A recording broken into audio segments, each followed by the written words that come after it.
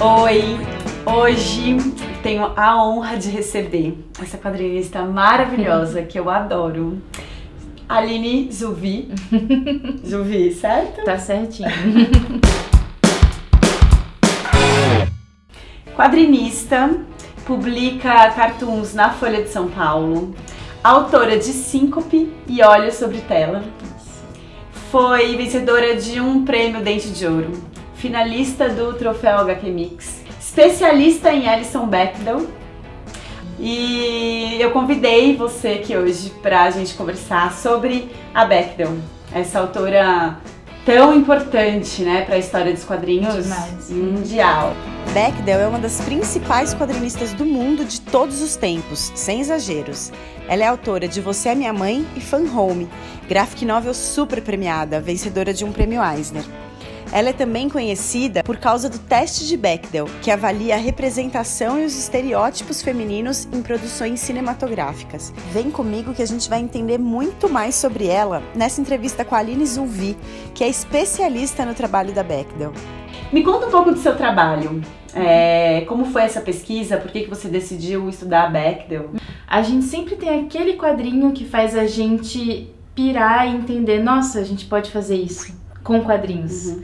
E o Fan Home foi o que me fez ter essa descoberta. Como meu mestrado era em teoria literária, eu quis me aproximar da questão da autobiografia em quadrinhos, já que o desenho é sempre tão perto da criação, do fantasioso. Ele não é exato como uma fotografia, por exemplo. Uhum. Como é que ele pode ser usado como registro histórico? E a Bechdel, na verdade, a primeira publicação dela, não como livro, né, mas ela começou a ganhar notoriedade com o Dykes to Watch Out For. Uhum. É difícil de falar. Sim, é demais. Dykes to Watch Out For.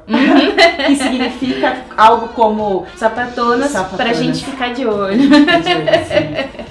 Que é esse livro aqui. Maravilhoso. Né? Enfim, essa aqui é uma coletânea, né, das tirinhas. Uhum. Que foram publicadas da década de 80.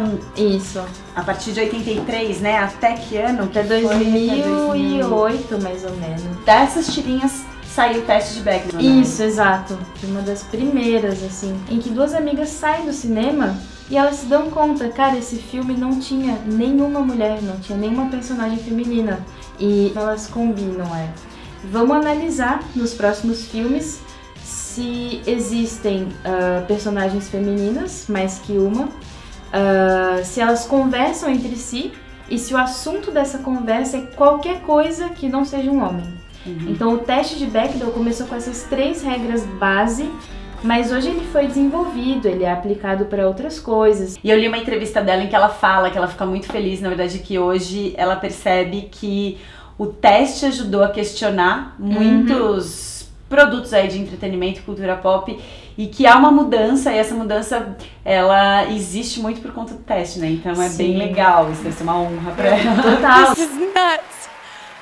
Thank you. Essas tirinhas, elas contam a história de mulheres lésbicas, né? Isso. E elas foram publicadas no jornal. A gente tá falando dos anos 80. É outro universo. Outro universo. Então, tem uma importância histórica também, né? Por outro lado, ao mesmo tempo em que é um conteúdo em quadrinhos que foi publicado no jornal, tirinhas acessíveis, de maneira geral, o trabalho da Bechdel é um trabalho denso, né? Sim, super muito complexo, assim, que não é só que é uma narrativa complexa mesmo, que vai além do desenho e dos balões, né? É o livro que tá na prateleira da cena que ela coloca da biblioteca do pai. E o interessante é que ela vai colocar muitas referências e vai estar sempre sendo crítica em relação a elas. E a gente pode até pensar se esse recurso de tantos dados, tantos livros citados, são uma tentativa de um contrapeso, de tentar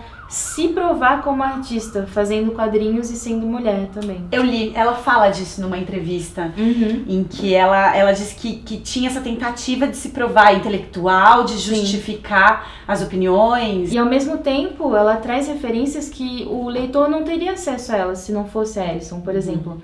Autoras lésbicas dos Estados Unidos que são importantes, Então, assim, a referência no trabalho da Bechdel, ela sempre vai ter várias funções, seja de acesso ao conhecimento, visibilidade, ou também embasamento para a narrativa dela.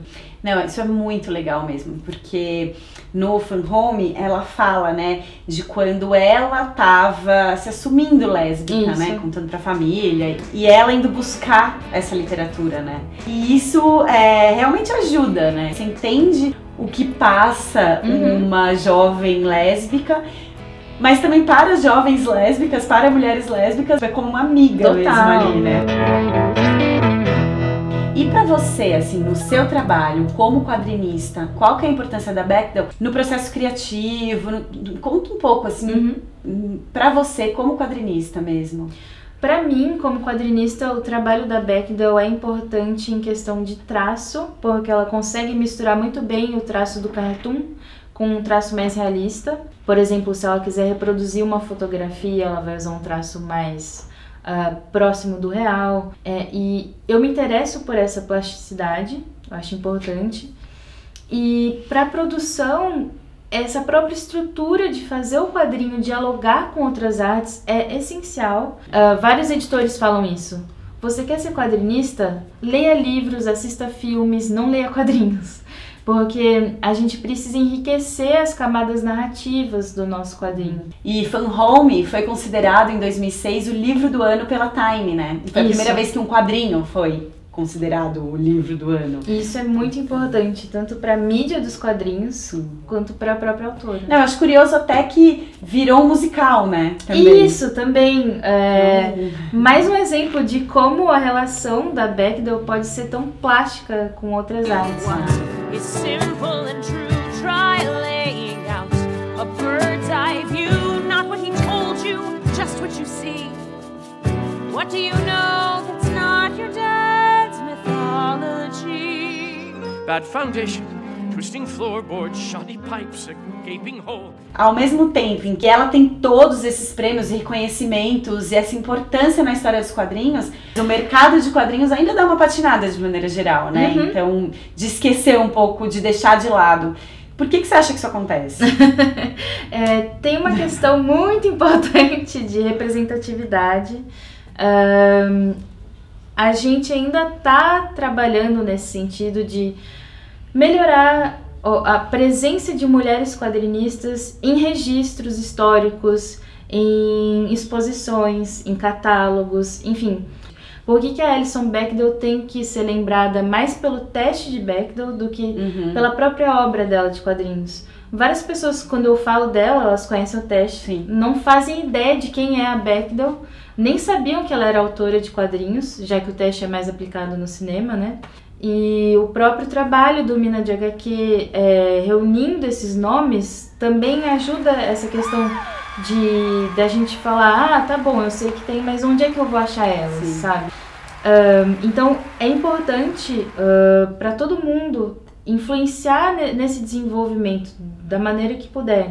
E sempre voltar a isso, né? Porque enquanto a gente ainda tem exposições que fazem juntam, né, um apanhado histórico de quadrinhos e ignoram autoras como a Alison Bechdel, a gente ainda tem muito trabalho pela frente, né? Sim. É isso, Aline, muito obrigada. Eu que agradeço. Adorei o papo. Espero que você volte aqui depois pra gente falar sobre o seu trabalho. Quero. E mais papos com outras pessoas. Tá marcado já. Obrigada. E se você gostou desse vídeo, comenta aqui embaixo, curte, compartilha, manda para outras pessoas e comenta aqui também contando o que você acha dos livros da Bechdel, o que você gosta, quais são as particularidades e o que mais que a gente pode ler. Um beijo, até a próxima!